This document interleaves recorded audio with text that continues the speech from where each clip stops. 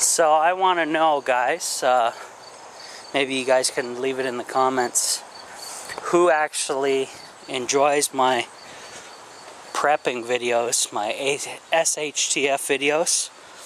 Write it in the comments below. And do you guys incorporate anything that I actually do in those videos in your own preps?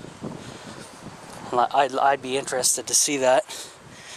And I know there's a lot of people with YouTube channels that do this stuff, so the more the merrier, in my opinion, as long as the information's good.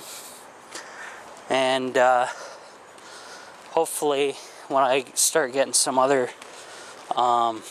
stuff put away, I know my food storage container is getting quite full now.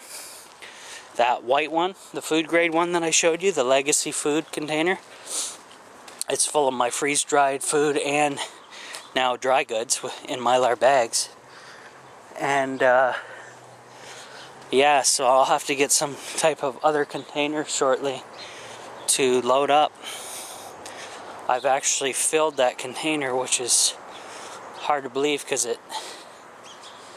because dehydrated food in those Mylar bags doesn't take up a lot of space, not really. But I've added, obviously, my vitamins, a large container of vitamins. I didn't even open them. I left them sealed right from the factory. A year's worth. I also added some things that you guys didn't see on camera.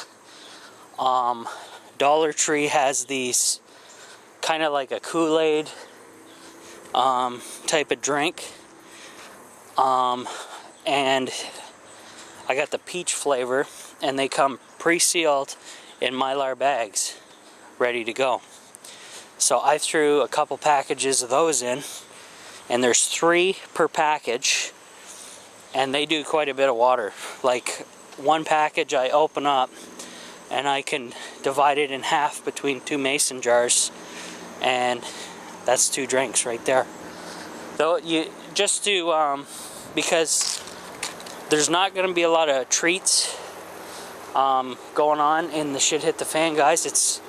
You're just gonna have water. So every once in a while you want to change it up just to keep your sanity.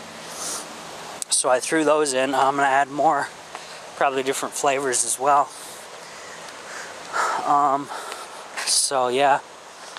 And then I also threw in all the barley and the rice-a-roni packets, labeled those, of course, that I showed in those in my Mylar video there.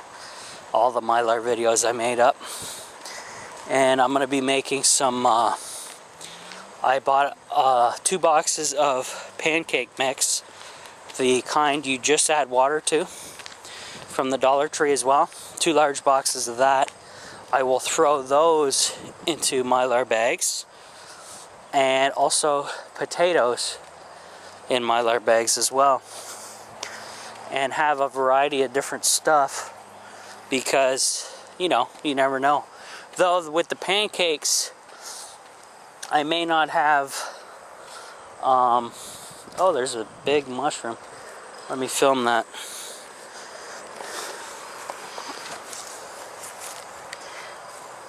Maybe the boys can tell me what this is. Our tiny cabin project, John and Charles. They got the booklet on here. That's what the underneath looks like, guys.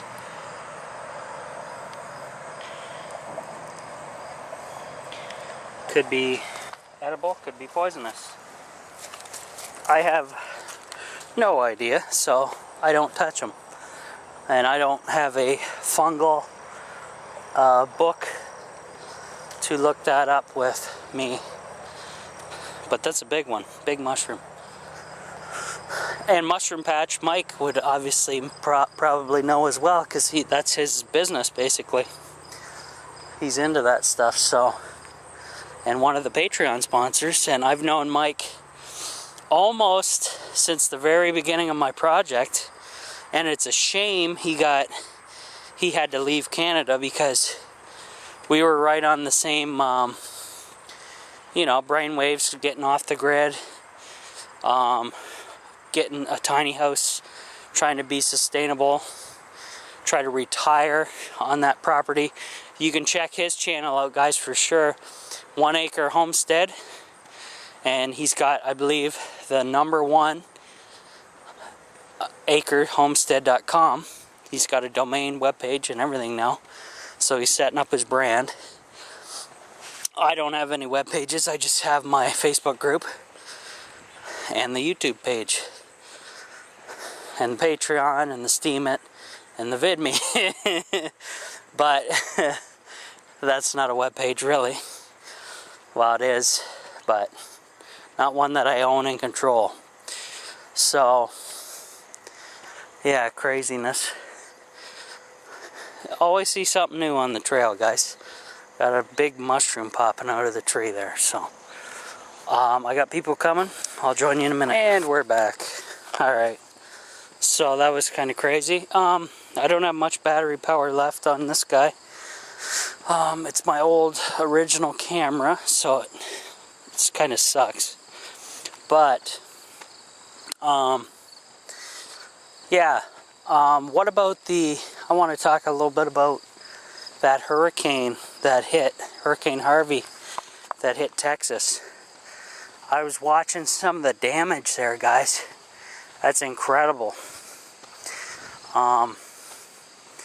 Like, let's say after we have a SHTF situation like that, or have a SHTF situation prior to natural disasters, who's going to come back and maintain the cities and roads and demolish and scrap all that garbage after a storm?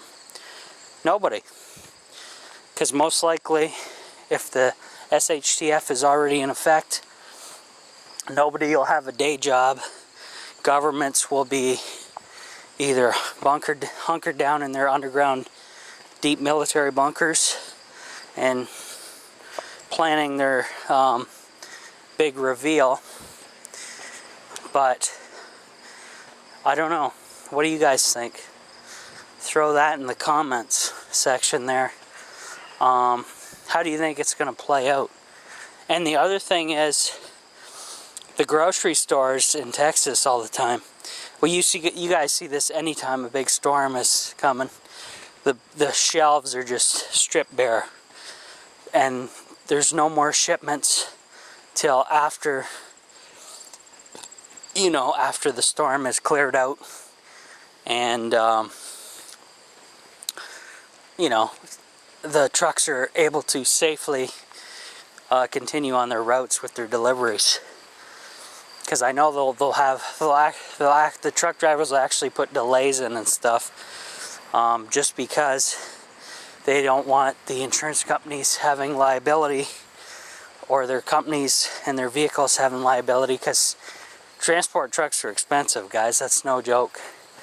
I'm gonna cut it off here quickly and continue this topic. Just a sec. And we're back again.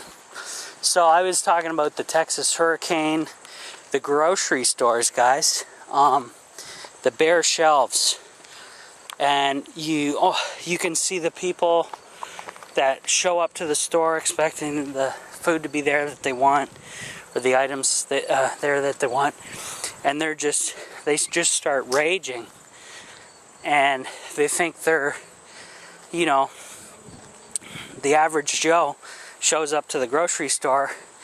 They want their items, but everything's been stripped bare. And then they just go into like this angry frenzy, like they're supposed to have it. They deserve it. Why isn't it here? And then it's almost crybaby mode. Or it's insanity. So that's why prepping, guys, you put some stuff away. Even if you put like one box away, like I did, one container of food, vitamins, whatever. You got some cooking gear to able to cook during maybe the power's out for an extended period. That's okay, important. That was weird. Some guy on a bike just went crazy. Rudely interrupted. But anyway, yeah, craziness. So that interrupted my train of thought. So anyway, yeah, having a box of stuff put away, even if it's just one box, let's say it's maybe you guys have like a 24-hour kit, 48-hour, 72-hour, just as a starter to entry level into prepping would be a good idea. And then you won't have to race to the grocery store because you know you're secure at home with your box of stuff you already put back. And obviously you want it to be stuff that you guys actually like and eat on a regular basis.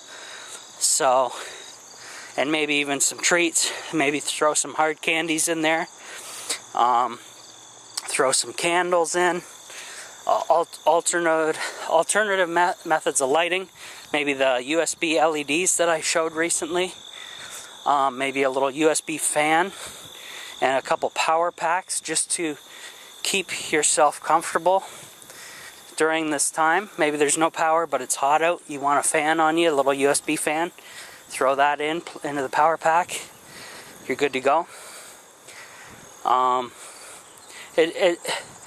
Because, you know, for sleeping, guys, especially in the hot weather, hot climates, it's hellish if you do not have air conditioning or even a fan for that matter.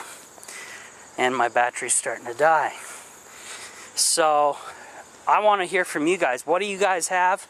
Or are you planning to get a little prepping box together to, you know, it's basically your own insurance for you and your family. Maybe you have pets, you throw some pet food in there. If you got kids, extra diapers, I guess powdered milk, stuff like that. Maybe a toy that they haven't seen yet. Surprise them, keep them occupied. All kinds of different stuff you can put in there, guys. And here comes the jogger, so I gotta kill the video. You know, the sad thing about my older equipment, like this camera, is I cannot charge it without 120 volts because it has a special transformer DC plug, so it's not USB powered at all. So kind of sucks because I could continue filming if I had the ability to plug a USB in to a power pack, and then I wouldn't run out of power. Anyway, is prepping something you don't even want to deal with? I know some of my subscribers, like Graham, sorry to pick you out of the crowd there, Graham, but I know you mentioned this to me. You don't think prepping is a necessity. You're just going to wing it if something happens. And maybe there's a lot of my subscribers like that. They don't believe in SHTF or preparedness. They just kind of watch it for entertainment value and laugh at me as I do it. But that's okay. Entertainment is why I'm here on YouTube, I guess. So, but for the other people that are into prepping, what do you guys got put away? Even in like a 72-hour kit, a box of, you know, and I don't even have water put up in that box yet. That's something I should really get going. Buy some bottled water, throw that in my kit. I can go to the Dollar Tree, get a big jug, which is nice. I think that's the, I'm gonna have to start doing that as well. But then again, water is pretty damn heavy and takes up a lot of space, but it's essential to have. That way you don't have to leave your house, etc., and go find water. So, water storage for sure, guys. And then always, if I was going to store water, I would cycle it at once a year, like use it up, and then, you know, refresh the supply afterwards, and go from there. But I want to hear from all my subs, or even new people out there that maybe are thinking about subbing to my channel. What do you guys got ready in case there's an emergency of some kind? Power outage for an extended period, like the Hurricane Harvey in Texas. That's crazy. that's the damage and everything. Maybe even want some tools, hand tools on hand, just to help shore up things after the fact, before the government and insurance companies are even able to get to you, or if they are coming at all, because if it's a shit hit the fan, you know, it could be quite hard for that. So I gotta end this video for now. There's a bunch of people over here, and I don't want to be the weirdo talking into a camera to himself. So, so we'll see you guys in a bit. There's a cat in the trail here, probably from one of the houses. Kitty.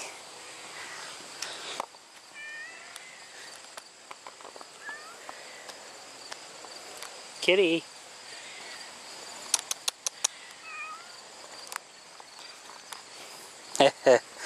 Just a little scared, I think, from strangers.